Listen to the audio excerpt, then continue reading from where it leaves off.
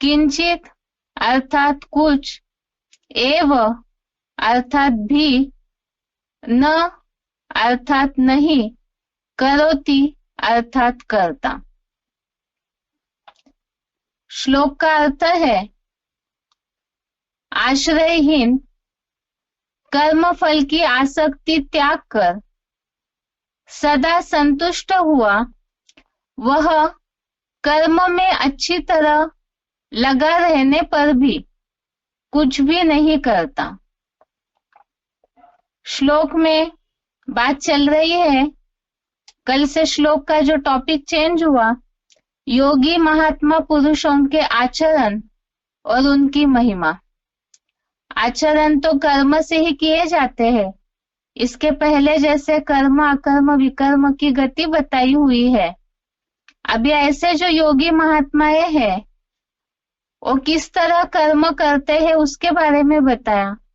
कल के श्लोक में बात आई थी, जिनके सब कार्य काम विकार के संकल्प से रहित होते हैं, वो पंडित है, क्योंकि वो ज्ञानाग्नि से कर्मों को जलाते हैं, अर्थात ज्ञान के द्वारा वो अपनी सारी बुराइयों को जला देते हैं। समस्याओं को भी, ज्ञान एक ऐसी तलवार है जिससे हर समस्याओं का काट निकलता है, और ऐसे ज्ञान युक्त जीवन जो जीते हैं वही संगम युग में पंडित है। ऐसे ही आज के श्लोक में बताया, आश्रयहीन और कर्म फल की आसक्ति त्यागने वाले। इस तरह के श्लोक तो इसके पहले भी काफी देखे हैं, दूसरे अध्याय में भी। एक तो कर्म फल जो मिलता है, कर्म किया तो कलयुगी दुनिया में तो सभी को ये इच्छा रहती है, कर्म को महत्व दिया जाता है, लेकिन कर्म के रिजल्ट में जो सुख शांति की प्राप्ति लोगों को होनी है वो इसलिए नहीं होती क्योंकि कर्म करते ही उसके रिजल्ट की अपेक्षा रखते हैं। तो ये कर्म का फल हो गया। दान पुण्य किया, तुरंत उसके रिजल्ट में कुछ चाहिए। किसी को कुछ सहयोग किया, तुरंत उसके रिजल्ट में दिया तो रिटर्न में चाहिए। तो ये कर्म फल हो गया। ऐसे कर्म फल की आसक्ति को भी जो त्यागने वाले हैं और सदा संतुष्ट हुआ। 12वें अध्याय में एक शब्द आया है श्लोक में, संतुष्ट सततम योगी, अर्थात जो योगी है वो सदैव संतुष्ट रहते हैं। तो ऐसे सदा संतुष्ट हुआ वह अर्थात जो महात्मा है या योगी है, कर्मों में अच्छी तरह लगा रहने पर भी कुछ भी नहीं करता। इस श्लोक को अच्छी तरह से समझने के लिए क्लैरिफिकेशन वाला अर्थ भी देखते हैं।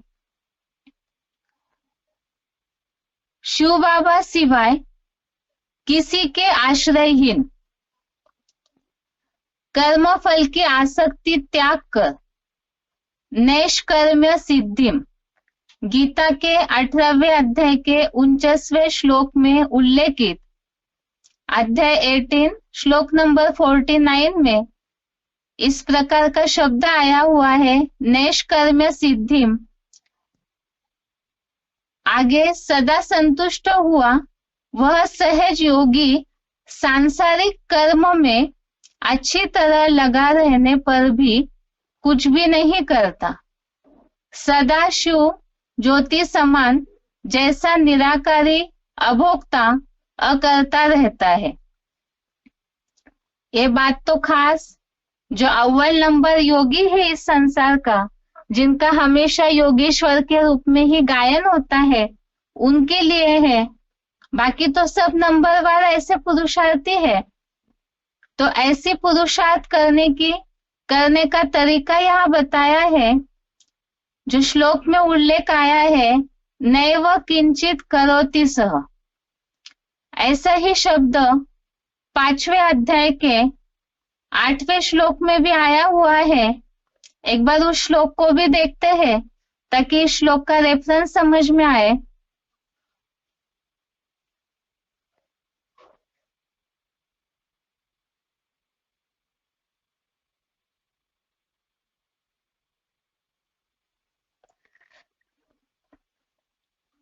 सबसे पहले तो श्लोक में जो बात आई है नैष्कर्म्य सिद्धि, गीता का 18वें अध्याय का 49वां श्लोक, इसमें जो बात आई है नैष्कर्म्य सिद्धि,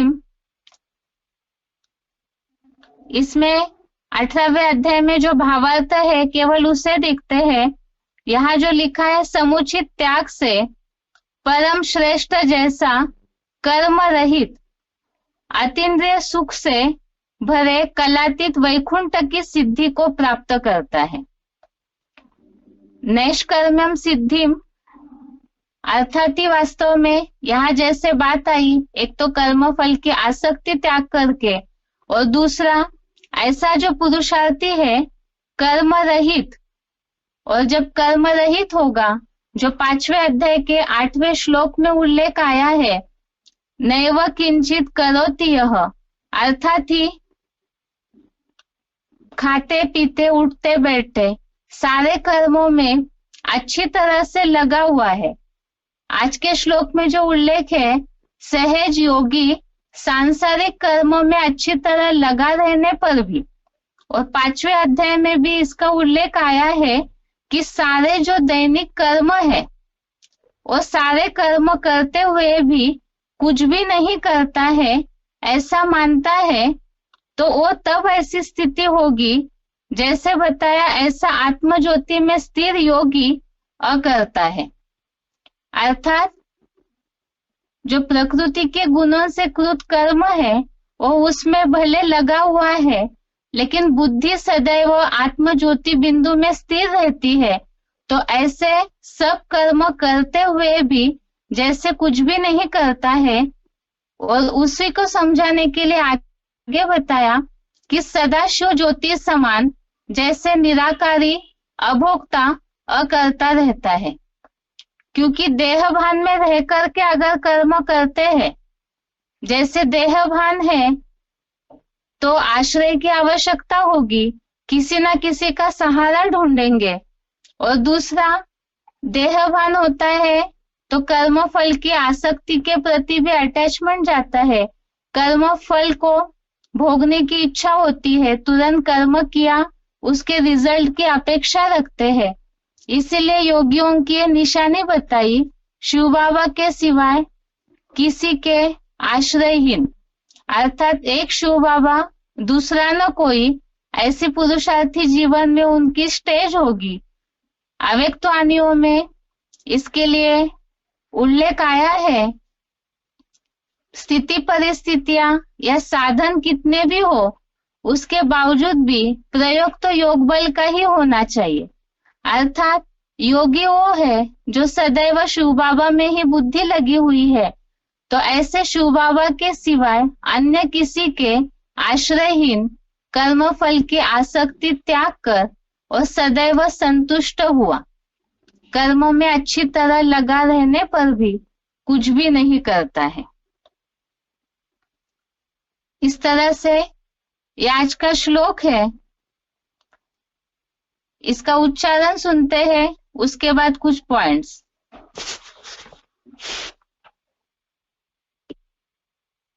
त्यक्त्वा कर्म फलासङ्गं नित्यतृप्तो निराश्रयः कर्मण्यभिप्रवृत्तोऽपि नैव किंचित् करोति सः। शिव बाबा सिवा किसी के आश्रयहीन कर्मफल की आसक्ति त्याग कर नैष्कर्म्य सिद्धि, गीता के 18वें अध्याय का 49वां श्लोक से सदा संतुष्ट हुआ, वह सहज योगी सांसारिक कर्म में अच्छी तरह लगा रहने पर भी कुछ नहीं करता, सदा शिव ज्योति समान जैसे निराकारी अभोक्ता अकर्ता रहता है। त्यक्त्वा कर्म फलासङ्गं नित्यतृप्तो निराश्रयः कर्मण्यभिप्रवृत्तोऽपि नैव किंचित् करोति सः। शिव बाबा सिवा किसी के आश्रयहीन कर्मफल की आसक्ति त्याग कर नैष्कर्म्य सिद्धि, गीता के 18वें अध्याय का 49वां श्लोक से सदा संतुष्ट हुआ वह सहज योगी सांसारिक कर्म में अच्छी तरह लगा रहने पर भी कुछ नहीं करता, सदा शिव ज्योति समान जैसे निराकारी, अभोक्ता, अकर्ता रहता है।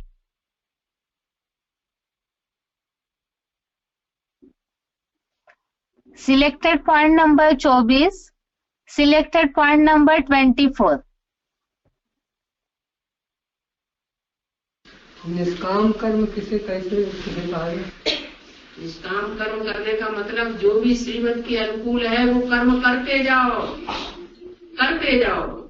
ये नहीं देखना है कि इसका रिजल्ट हमको मिल रहा है, नहीं मिल रहा है, क्यों नहीं मिल रहा है, क्यों? क्योंकि हम अपने भाग्य को जानते नहीं है कि 63 जन्मों में हमने किस तीव्र गति से या धीमी गति से कर्म किए। इसलिए निश्चिंत होकर के दृढ़ता पूर्वक, निश्चय पूर्वक अपने कर्म करते जाएं। आशा न रखें कि अब हमारे कर्मों का प्रत्यक्ष फल हमको क्यों नहीं मिल रहा है। कब मिलेगा? जब नई दुनिया बनेगी तो उसका रिजल्ट हमको, हमारे कर्मों को जरूर मिलेगा। ये है निष्काम कर्म। बाकी ऐसे नहीं है कि जो भी कर्म करें उसमें इच्छा ही नहीं रखें। नहीं, हमें तो बाबा ने निष्काम कर्म की व्याख्या बताई है। बाबा हमको बताते हैं कि तुमको स्वर्ग में जाना है। अच्छे कर्म करेंगे तब स्वर्ग में जाएंगे, श्रीमत के अनुकूल कर्म करेंगे तब स्वर्ग में जाएंगे, या मनमत और मनुष्यों की मत पर करेंगे तो स्वर्ग में जाएंगे। श्रीमत पर अगर हम कर्म करेंगे, सेठते से जो पाठधारी इस संसार में प्रैक्टिकल में आया हुआ है उसके अनुसार जैसे कहे वैसे कर्म करेंगे तो हम जरूर स्वर्ग में जाएंगे। ऐसा पक्का निश्चय बुद्धि धारण करके चलना जीवन में। ये नहीं कि हमने इतने लंबे समय तक हमने अच्छा कर्म किया, हमने श्रीमत के बदलाव काम तो किया नहीं, लेकिन फिर हमको रिजल्ट क्यों नहीं मिल रहा है। अगर रिजल्ट मिलने की आशा अभी रखते हैं इसका मतलब हम निष्काम कर्म नहीं कर रहे, और यही दुख का कारण बन जाता है। अच्छा कर्म करते जाओ, करते जाओ, करते जाओ, श्रीमत के अनुकूल चलते जाओ। फल की आशा नहीं रखनी है। क्यों नहीं मिल रहा है? क्योंकि हमें बाप ने बताया है कि जो भी तुम अच्छे कर्म करते हो उसका फल कहाँ मिलेगा? अगले जन्म में मिलेगा या यही मिलेना है? भविष्य 21 जन्म में मिलेगा। यहाँ हर एक कर्म का फल नहीं ढूंढना है कि हमको क्यों नहीं मिलता है।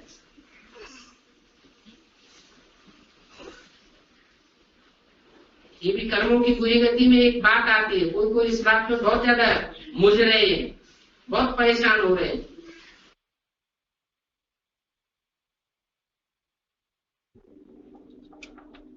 यहाँ जैसे बात आई निष्काम कर्म की, कर्म फल की आसक्ति को त्यागना अर्थात श्रीमत अनुसार कर्म करते जाना है। उसका रिजल्ट तो नई दुनिया में मिलेगा ही, जिसके लिए निष्काम कर्म बताया। आगे का सिलेक्टेड पॉइंट है 1255 नंबर का, सिलेक्टेड पॉइंट नंबर 1255। सभी को जब भी मिलो, जिससे भी मिलो, चाहे आपस में मिलो चाहे बाहर की आत्माओं से मिलो, लेकिन जब भी मिलो, जिससे भी मिलो, उनको संतुष्टता का सहयोग दो। क्या? उन आत्माओं को ये भासना है कि इनके मिलने के बाद हमें संतोष आ गया। ये कब होगा? हैं? जो संतुष्ट मणि होगा वो दूसरों को भी संतोष दे सकेगा।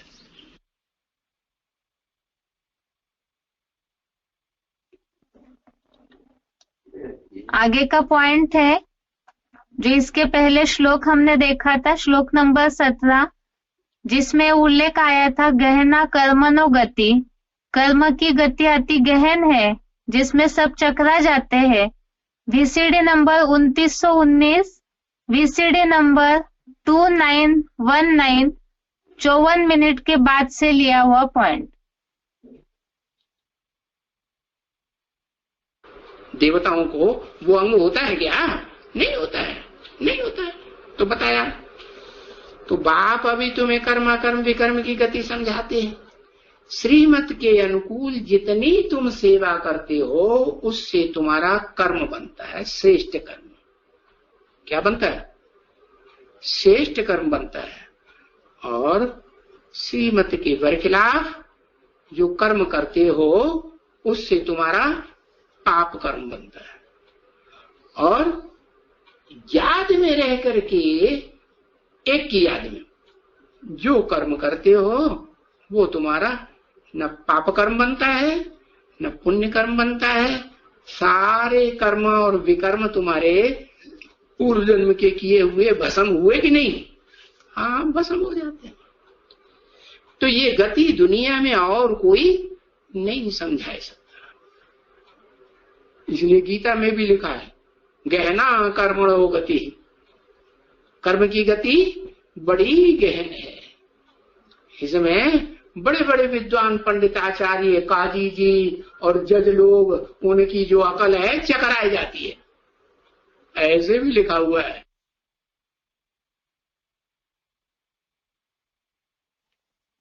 आगे का पॉइंट है VCD number 2919, VCD number 2919, 49 minute के बाद से लिया हुआ पॉइंट है। कर्म की गति गुह्य है।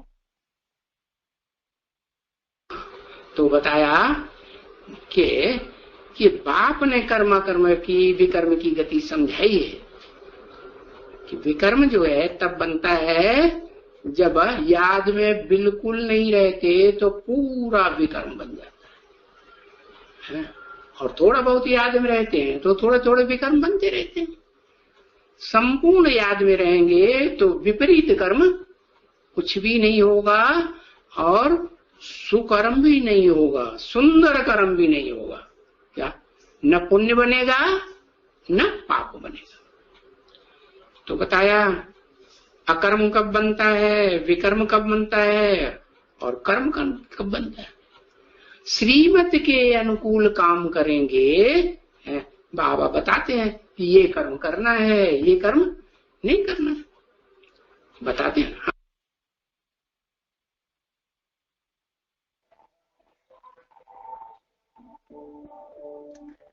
आगे इस सप्ताह के श्लोक की रिवीजन। कल के श्लोक टेस्ट के लिए श्लोक है श्लोक नंबर 15 से श्लोक नंबर 20 तक, श्लोक नंबर 15 से श्लोक नंबर 20। चौथे अध्याय का 15वां श्लोक, श्लोक नंबर 15। श्लोक है एवं ज्ञात्वा कृतं कर्म पूर्वैरपि मुमुक्षुभिः कुरु कर्मेव तस्मात् त्वं पूर्वेह पूर्वतरम कृतम। अर्थात ऐसा जानकर पूर्व कल्प कल्पांतर के पुरुषोत्तम संगम युगी मुक्ति अभिलाषियों ने भी हूबहू ऐसा ही कर्म किया था। इसलिए हर कल्प के जो के त्यों हूबहू पुनरावृत्ति के नियम से तू पूर्व से पूर्वतर हर चतुर्युगी में किए हुए कर्मों को मुकर्रर रथ में मुझे पहचान कर ही कर। 15वें श्लोक से पहले जो भगवान के दिव्य जन्म कर्म की बात आई और साथ में ही भगवान जैसे निर्बंधन है, सदा निर्लिप्त है, तो इस तरह से मुकर्रर रथ में कार्य करने वाले दिव्य जन्मकर्ता सदाशिव को सही रीति पहचान कर जो इस बात को समझते हैं कि वो कर्म बंधन में नहीं आते हैं कभी भी, ऐसे समझकर जिन्होंने संगम युग में मुक्ति की अभिलाषियों ने कर्म किया था, तो यहाँ पुरुषोत्तम संगम युग में मुक्ति के लिए मुक्ति की अभिलाषा, मुक्ति की इच्छा से कर्म करते हैं। और ऐसे जो कर्म करने का सिलसिला है उसके लिए बताया ये कल्प कल्पांतर चलता है। इस बात को समझकर कि ड्रामा में हूबहू पार्ट रिपीट होता है, इसके पहले भी हमने मुक्ति पाई थी, ऐसे पूर्व से पूर्वतर हर चतुर्युगी में ही ये ड्रामा रिपीट होता है, कल्प कल्पांतर ये ड्रामा रिपीट होता है, ऐसे समझ करके ही कर्म कर। जिसके लिए अब मुक्ति कैसे पानी है, मुक्ति की अभिलाषा से क्या कर्म करना है जिससे सिद्धि की प्राप्ति होगी, तो उसके लिए ही समझने के लिए क्या कर्म किया था, इसे समझने के लिए रेफरेंस में श्लोक लिए थे कि कर्मों में अनासक्त भाव से ही, कर्मों में कोई भी प्रकार की आसक्ति न हो, अटैचमेंट न हो, ऐसे भाव से जो कर्म करते हैं उन्हें ही सिद्धि प्राप्त होती है। इसे समझने के लिए तीसरे अध्याय का 19वां श्लोक, अध्याय 3 का श्लोक नंबर 19, जिसमें बात आई तस्मात् सक्तः सततम, अर्थात सतत कार्य में लगा हुआ है, लेकिन कैसे, तो आसक्ति को त्याग करके वो निरंतर कर्म करता है, तभी परम पद की प्राप्ति होती है। दूसरे अध्याय का 51वां श्लोक, अध्याय 2 का श्लोक नंबर 51, इसमें उल्लेख आया है जन्म बंध विनिर्मुक्ता पदम गच्छन्ति अनामयम, और यहाँ भी बात आई फलम त्यक्त्वा मनीषिणः, जो फल को त्यागते हैं तो ऐसे ही बंधन मुक्त हो सकते हैं, अर्थात मुक्ति प्राप्त कर सकते हैं। और 5वें अध्याय का 3रा श्लोक, अध्याय 5 का श्लोक नंबर 3, इसमें भी यही बात आई है कि कर्म की सिद्धि प्राप्त करने के लिए अनासक्त भाव की आवश्यकता है, और ड्रामा हूबहू रिपीट होता है। इसके लिए रेफरेंस में श्लोक समझा था 11वें अध्याय का 33वां श्लोक, अध्याय 11 श्लोक नंबर 33, इसमें जो बात आई है कि शत्रुओं पर तुमने पहले भी विजय पाई है, इसी तरह से निमित्त बन करके उठ खड़ा हो, ये जो अर्जुन को बोला भगवान ने, तो इसमें उल्लेख आया इसके पहले भी विजय पाई थी, और इसी तरह अभी भी विजय पाने के लिए निमित्त बन के युद्ध करो। ये 15वें अध्याय के श्लोक, 15वें श्लोक से संबंधित रेफरेंस श्लोक। आगे श्लोक नंबर 16, श्लोक नंबर 16 श्लोक है किम कर्मेति कवयो पेत्र मोहिताः तत्ते कर्म प्रवक्ष्यामि यत् ज्ञात्वा मोक्षसे शुभात्। अर्थ है क्या कर्म है, क्या विकर्म है और क्या अकर्म है। ऐसे कर्म थ्योरी के बारे में 2500 के इतिहास में यहाँ बड़े बड़े न्यायाधीश, ऋषि मुनि आदि विद्वान लोग भी चकरा गए हैं। ऐसे पत्थर बुद्धि बन पड़े, तुझे वह कर्म अकर्म विकर्म का स्वरूप बताता हूं, जिसे सच्ची गीता संविधानानुसार जानकर 2500 वर्षीय सत त्रेता के आधा कल्प के लिए अशुभ कर्मों से मुक्त हो जाएगा। श्लोक में तो पहले ही भगवान के कर्मों की विशेषता बताई थी कि वो सदैव निर्बंधन है। अभी उन्हें पहचान करके कर्म करने की मनुष्यों के लिए थ्योरी बताई हुई है, क्योंकि कर्म अकर्म विकर्म की गहन गति है और इसमें बहुत सारे लोग चकरा जाते हैं। इससे संबंधित सिलेक्टेड पॉइंट हमने देखे थे कि न्याय मिलने के लिए भी सालों साल लग जाते हैं।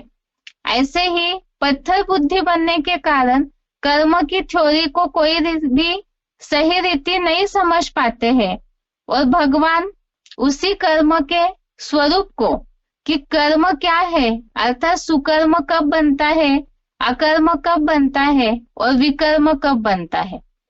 अभी अभी भी सिलेक्टेड पॉइंट समझा हमने।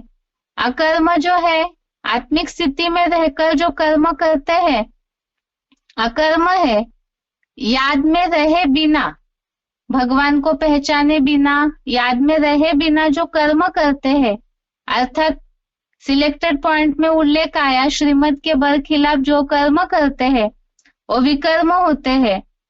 तो ये सारी गति को सच्ची गीता संविधान अनुसार जानकर, और हमारे लिए सच्ची गीता का संविधान है मुरलियों में जो श्रीमत मिलता है उस पर जितना चलते जाएंगे उतना अशुभ कर्मों से मुक्त हो जाएंगे। इससे संबंधित ही 9वें अध्याय का पहला श्लोक, अध्याय 9 श्लोक नंबर 1, इसमें उल्लेख आया है ज्ञानम विज्ञान सहितम यद ज्ञात्वा मोक्ष से शुभात। इसमें जो बात आई है कि अत्यंत गुप्त इस एडवांस गीता ज्ञान को बताऊंगा, को जानकर पाप या दुख से 2500 वर्ष के स्वर्ग में मुक्त हो जाएगा। अर्थात जो गुप्त ज्ञान है, गीता ज्ञान, वही हमारे लिए मुरलिया है संगम युग पर, और उसके द्वारा जो श्रीमत मिलता है उससे ही उस पर जितना चलते जाएंगे उतना पाप से, दुख से मुक्त हो जाएंगे। जो पहले उल्लेख आया मुक्ति की अभिलाषियों ने कर्म किए थे, तो मुक्ति के लिए क्या कर्म करना है उसके बारे में बताया कि पहले कर्म की थ्योरी को समझना जरूरी है। आगे है इसी श्लोक से संबंधित और भी रेफरेंस श्लोक हमने देखे थे। खास तो मुक्ति के लिए अर्थात ही किस तरह से मुक्त हो सकते हैं अशुभ कर्मों से, उसके लिए श्रीमत को जानना जरूरी है। 3 अध्याय का 31वां श्लोक, अध्याय 3 श्लोक नंबर 31, इसमें जो बात आई है, जो श्रद्धावान मनुष्य ईर्षा रहित हुए मेरे ही इस उपयुक्त श्रीमत का पुरुषोत्तम संगम युग में सदा पालन करते,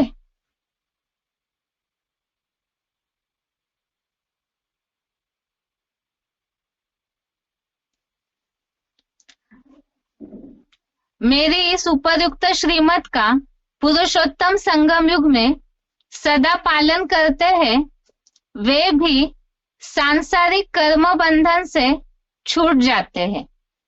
तो मुक्ति के लिए अर्थात इस सांसारिक कर्म बंधन से छूटने के लिए बताया श्रीमत का सदा पालन।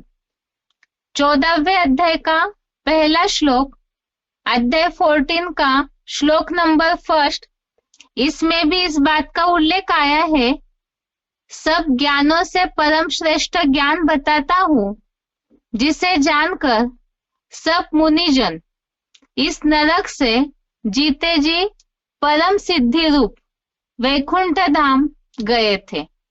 यहाँ मुक्ति की अभिलाषा या तो कर्म बंधन से छूट जाना, कर्म बंधन से छूटना, मुक्ति की प्राप्ति करना, अर्थात ही स्वर्ग में पहुंचना, और उसका तरीका बताया कि जो श्रेष्ठ ज्ञान भगवान बताते हैं उससे सिद्धि को प्राप्त करते हैं, और परम सिद्धि अर्थात ही वैकुंठ है। 16वें अध्याय का 24वां श्लोक, अध्याय 16 श्लोक नंबर 24, इसमें उल्लेख आया है,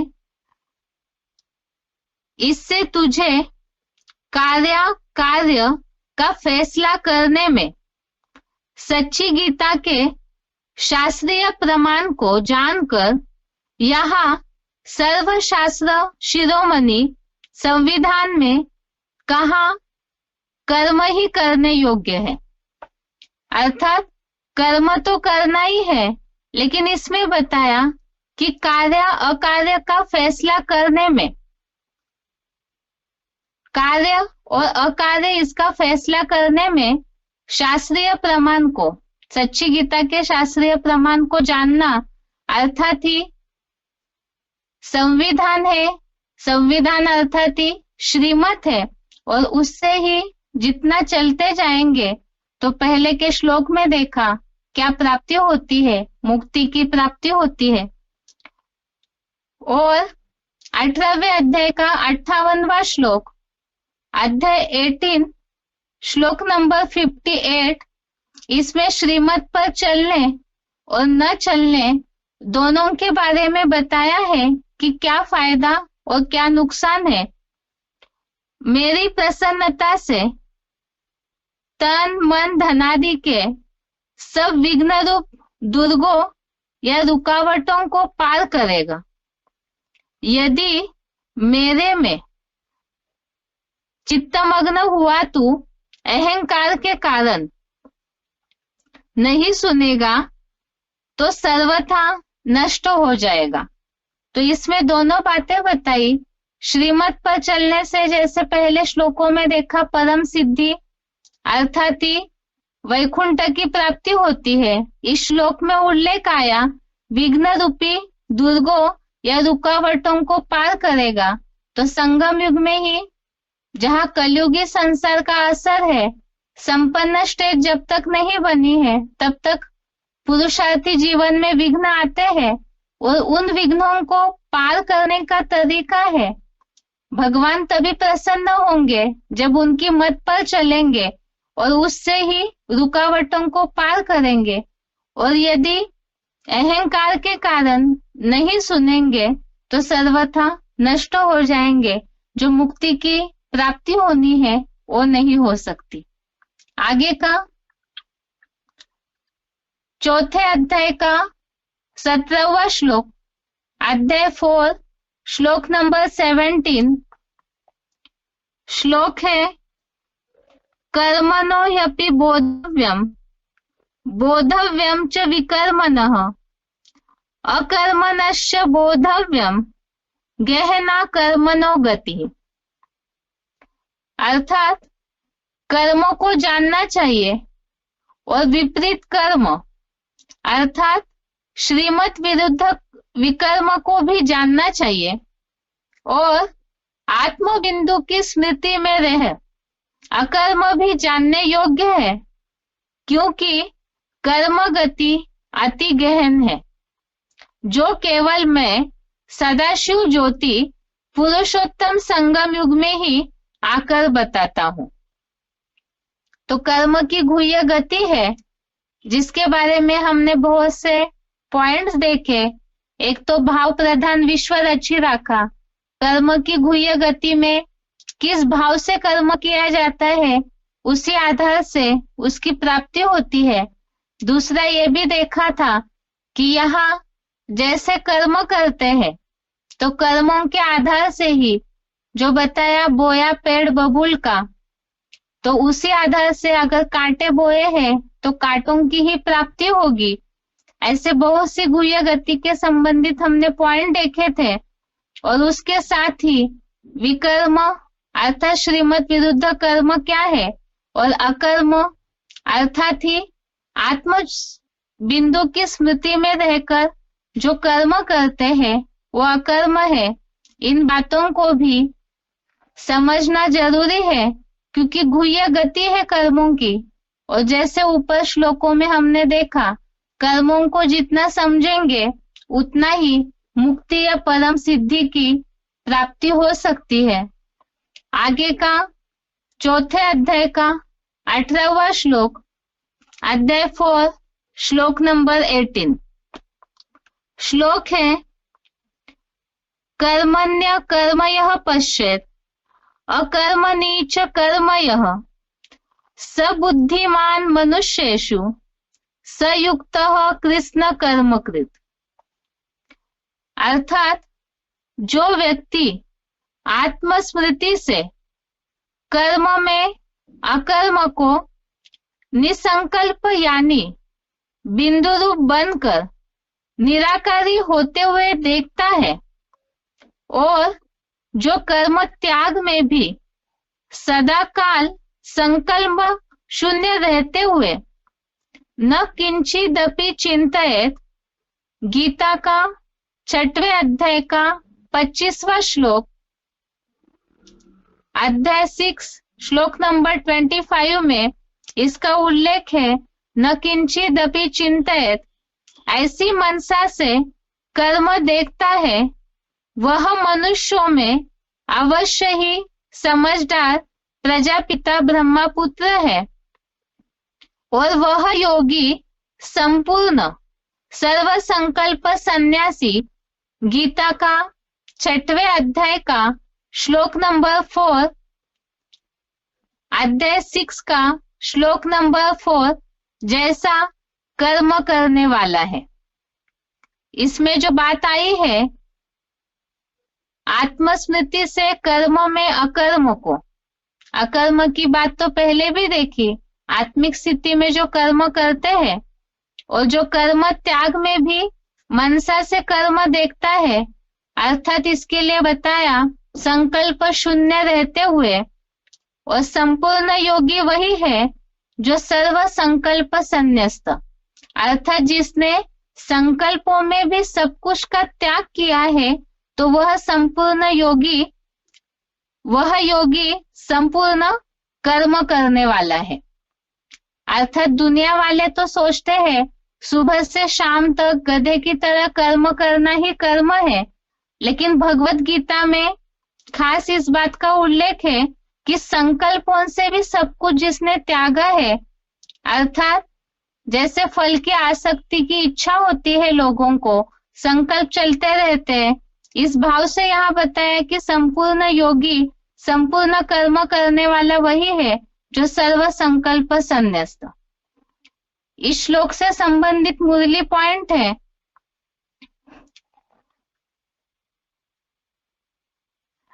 बाप तुम बेहद के सन्यासियों को कर्म विकर्म अकर्म की गति समझाते हैं। मुरली तारीख 2 जून 1968, मुरली डेट 2 जुलाई 1968। आगे का श्लोक है,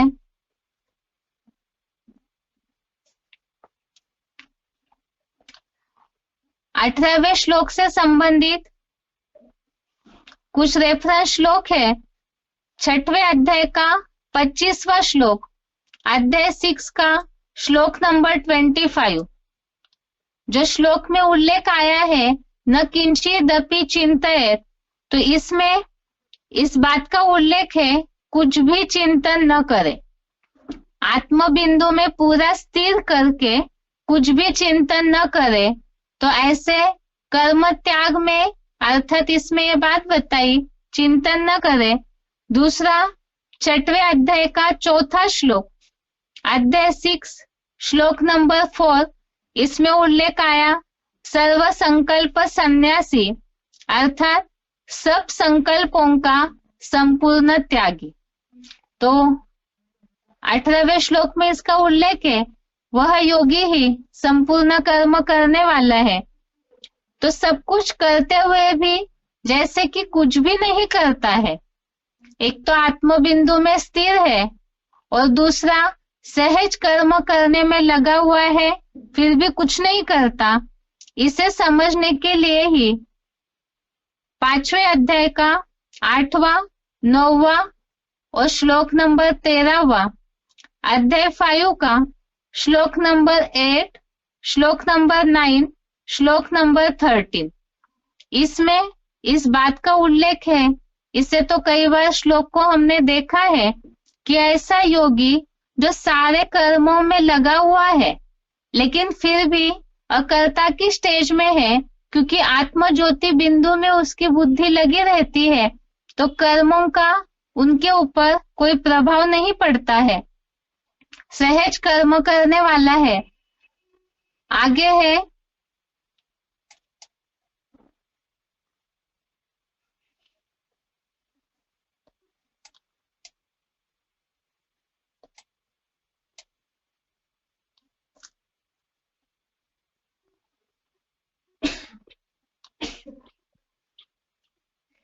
आगे है श्लोक नंबर 19, अध्याय 4 का श्लोक नंबर 19। इस हफ्ते श्लोक का टॉपिक भी चेंज हुआ है। 19 से 23 नंबर श्लोक के लिए, श्लोक नंबर 19 से श्लोक नंबर 23 के लिए तक योगी महात्मा पुरुषों के आचरण और उनकी महिमा। इसमें योगी अर्थात महात्माओं का कैसे कर्म होंगे, पहले तो कर्मों की बातें बताई सारी, कर्म अकर्म विकर्म की गति बाप समझाते हैं। और उसमें भी जो योगी है, संपूर्ण योगी महात्मा है, वो कैसे कर्म करते होंगे उनका वर्णन सबसे पहले चौथे अध्याय का 19वां श्लोक है, यस्य सर्वे समारंभा काम संकल्प वर्जितः ज्ञानाग्नि दग्ध कर्माणं तमाहु पंडितम बुधा। अर्थात जिस व्यक्ति के लौकिक अलौकिक सब कार्य हिंसा युक्त काम विकार के संकल्प से रहित है, उसको बुद्धिमान लोग ज्ञानाग्नि से द्वैतवादी द्वापर से हुए अनेक 63 जन्मों के अपने पाप कर्म जलाने वाला पुरुषोत्तम संगम युगी पंडित कहते हैं। बाकी सभी साधारण हो गए। तो सबसे बड़ी हिंसा काम विकार के द्वारा होती है, और जो योगी है उनकी खास निशानी बताई कि उनके सब कार्य हिंसा युक्त काम विकार के संकल्प से रहित होंगे। अब कलयुगी दुनिया में तो सारी दुनिया ही 5 विकारों से ग्रसित है, लेकिन जो ज्ञानी है, योगी है, उनके लिए बताया कि वो बुद्धिमान लोग ज्ञान अग्नि के द्वारा, अर्थात ज्ञान के द्वारा तो सब बातों का काट मिलता है। ज्ञान के द्वारा, ज्ञान ऐसी तलवार है तीखी जिसके द्वारा हर समस्या का समाधान मिलता है। तो जो पुरुषोत्तम संगम युगी पंडित कहलाए जाते हैं, और ज्ञान अग्नि के द्वारा ही अपने सारे पाप कर्मों को जलाते हैं। और साथ में जैसे पॉइंट हमने सुना था, सिलेक्टेड पॉइंट इससे संबंधित, जिसमें शिव बाबा ने ये बात बताई कि ज्ञान के द्वारा वो अपनी हर समस्या का समाधान करेंगे और औरों को भी ज्ञान के द्वारा समस्याओं का समाधान देंगे। इसीलिए ज्ञान अग्नि है, और उसके द्वारा ही वो अपने पाप कर्मों को जलाते हैं। अर्थात जैसे अभी तक कर्म अकर्म विकर्म की सारी बातें बताई, तो इसका ज्ञान उनके बुद्धि में होगा, और वही पुरुषोत्तम संगम युगी पंडित है। बाकी सभी साधारण हो गए। उसके बाद आज का श्लोक चौथे अध्याय का 20वां श्लोक नंबर 20, त्यक्त्वा कर्म फला संगम नित्य तृप्तो निराश्रयः कर्मण्य भी प्रवृत्तोपि नैव किंचित करोति सः। अर्थात शिव बाबा के सिवाय किसी के आश्रयहीन कर्म फल की आसक्ति त्याग कर नैष्कर्म सिद्धि, गीता का 18वें अध्याय का 49वां श्लोक से सदा संतुष्ट हुआ, वह सहज योगी सांसारिक कर्मों में अच्छी तरह लगा रहने पर भी कुछ भी नहीं करता। सदाशिव ज्योति समान जैसा निराकारी अभोक्ता अकर्ता रहता है। इस श्लोक को समझने के लिए भी हमने एक तो गीता का 49 18वें अध्याय का 49वां श्लोक देखा, और नैव किंचित करोति सः, इसे समझने के लिए अध्याय 5 का 8वां 9वां श्लोक, अध्याय 5 का श्लोक नंबर 8 9, इसमें इस बात का उल्लेख आया है कि सारे सहज कर्म करते हुए भी वो योगी जैसे कि कुछ भी नहीं करता है, ऐसा मानता है, तो आत्म ज्योति में स्थिर योगी अकर्ता है। आज के श्लोक में उल्लेख आया कर्मों में अच्छी तरह लगा रहने पर भी कुछ भी नहीं करता, और 5वें अध्याय के 9वें 8वें श्लोक में इसका उल्लेख है। आत्मज्योति में स्थिर योगी अकर्ता है और सदाशिव ज्योति जैसे निराकारी अभोक्ता अकर्ता है।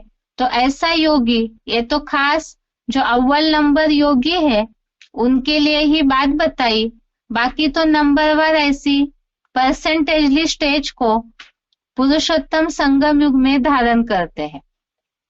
इस तरह से इस हफ्ते के श्लोक की रिवीजन हो गई। अभी आगे बेसिक कोर्स। बेसिक कोर्स में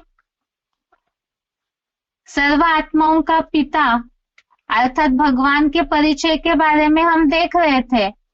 इसके पहले जैसे हमने समझा था कि भगवान को कोई जानते नहीं है, इसीलिए ढेर वैरायटी विरोधाभास वाली मान्यताएं लोगों के बीच में है। गीता की अनेक टीकाएं निकली। इसका कारण जब भगवान एक है तो इतनी वैरायटी टीकाओं की आवश्यकता क्या है।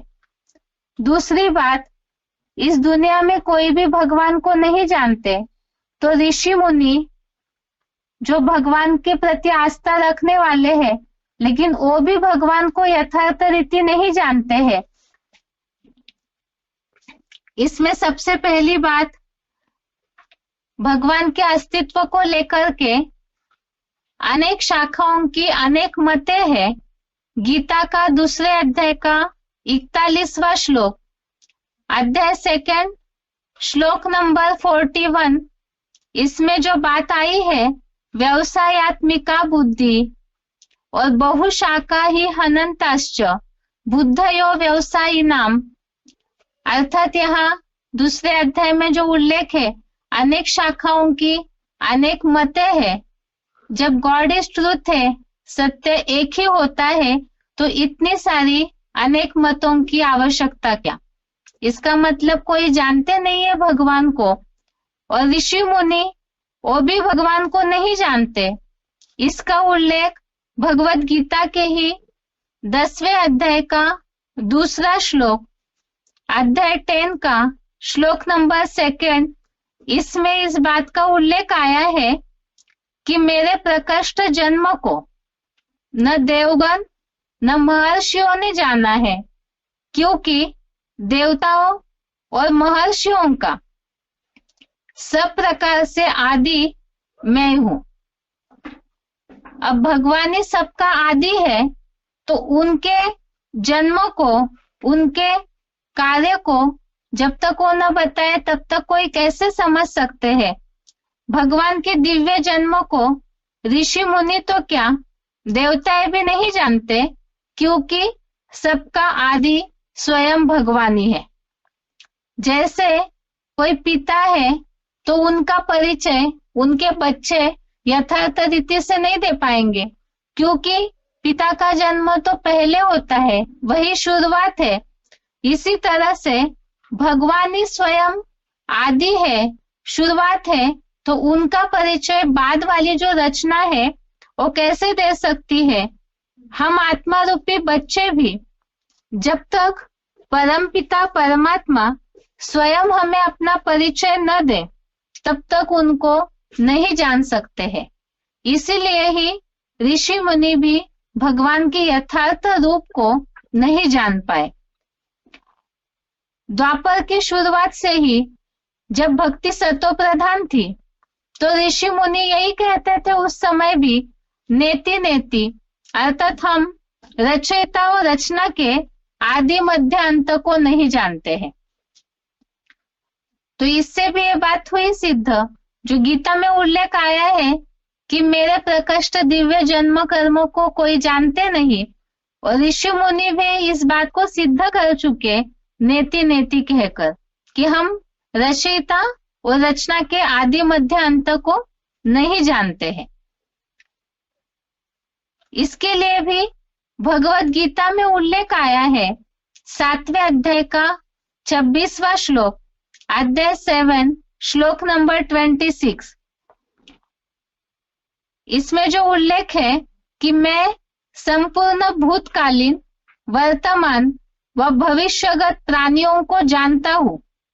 मुझको कोई नहीं जानता।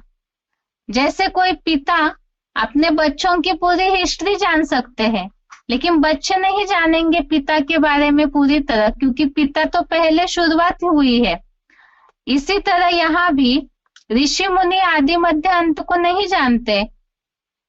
भगवान ही त्रिकालदर्शी है, तो वही सबका तीनों कालों का ज्ञाता भी है। यही बात है कि भगवान सब प्राणियों के भूत, भविष्य, वर्तमान को जानते हैं, परंतु भगवान को कोई नहीं जानता है। इन सब बातों से यह बात सिद्ध हुई। जैसे विरोधाभास वाली मान्यताएं हमने देखी, उससे भी यह सिद्ध हुआ भगवान का अस्तित्व नहीं जानते हैं, तभी इतनी वैरायटी विरोधाभास वाली मान्यताएं हैं, इतने वैरायटी शास्त्र निकले। और जो ऋषि मुनि भगवान के प्रति श्रद्धा रखते हैं, तो ढेर शाखाओं की ढेर मतें निकली। भगवान एक ही है, एक ही अस्तित्व है, तो इतने अनेक मतें क्यों? और भगवत गीता में ही उल्लेख आया है कि मेरे प्रकृष्ट दिव्य जन्म कर्म को कोई भी नहीं जानता है। अब जब कोई भी नहीं जानता है भगवान को, तो फिर भगवान का परिचय मिलेगा कैसे? जैसे कोई पिता अपने बच्चों को स्वयं अपना परिचय देते हैं, तो इसी तरह यहाँ भी भगवान स्वयं ही आकर के अपना परिचय देते हैं। जैसे किसी भी व्यक्ति का परिचय उसके सिवाय कोई भी यथार्थ रीति नहीं दे सकता, क्योंकि हर एक व्यक्ति जितना स्वयं को जानता है, दूसरा उसे यथार्थ रीति नहीं जान सकता है। तो भगवान का यथार्थ परिचय भी भगवान के सिवाय और कोई भी नहीं दे सकते हैं।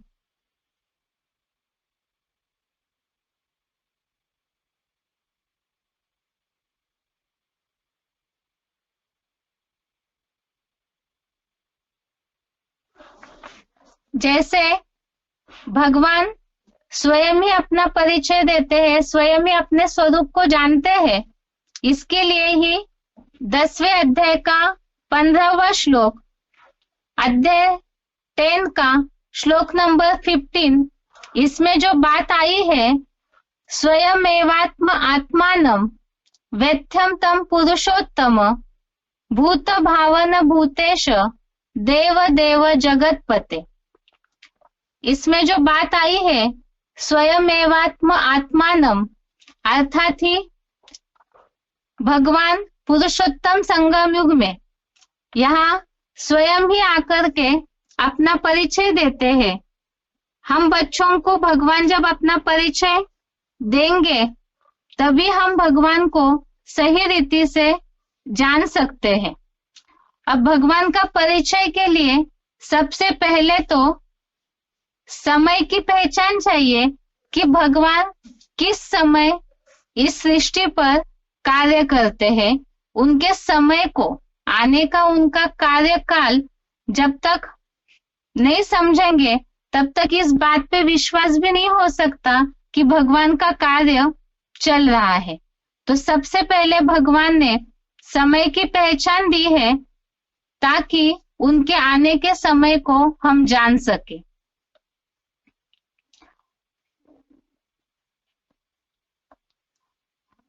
अब जैसे भगवान को जानना है, आज की इस कलयुगी दुनिया का नियम है, किसी भी व्यक्ति का पूरा परिचय अगर हमें पाना है, तो उनका आईडी कार्ड बना हुआ रहता है, लोगों को पहचानने में कंफ्यूजन न हो, इसीलिए आईडी कार्ड में पूरी तरह उनका नाम, रूप, जन्म तिथि, उम्र, पूरा एड्रेस लिखा रहता है, और यही उस व्यक्ति की पूरी पहचान होती है। इसी तरह से भगवान का पूरा परिचय हमें पाने के लिए भी, उस संपूर्ण परिचय को पाने के लिए भी नाम, रूप, देश, काल, ये सारी बातों की जानकारी चाहिए। अब ये सब बातों की जानकारी क्यों चाहिए? आजकल तो दुनिया में लोग मंदिर में जाते हैं, मंदिर ही उनके लिए भगवान का स्थान है, लेकिन ये सब बातें हम इसलिए समझ रहे हैं क्योंकि भगवान का कार्य जो है वो तो प्रैक्टिकल में होता है, इसीलिए ही वो प्रैक्टिकल में आकर के, डायरेक्ट आकर के किस तरह से अपना परिचय देते हैं और कार्य करते हैं, वो सब समझने के लिए ही उनके नाम रूप देश काल को यथार्थ रीति जानना जरूरी है। अब परिचय और पहचान अर्थात जिससे अंग्रेजी में आइडेंटिफिकेशन कहते हैं और जिसके आधार पर ही आईडी कार्ड बनता है। जैसे आईडी कार्ड में अर्थात पहचान पत्र में हर व्यक्ति का नाम रूप, देश अर्थात पूरा पता, जन्म तिथि अर्थात काल लिखा रहता है ताकि उस व्यक्ति की सही पहचान हो। अब ऐसे क्यों?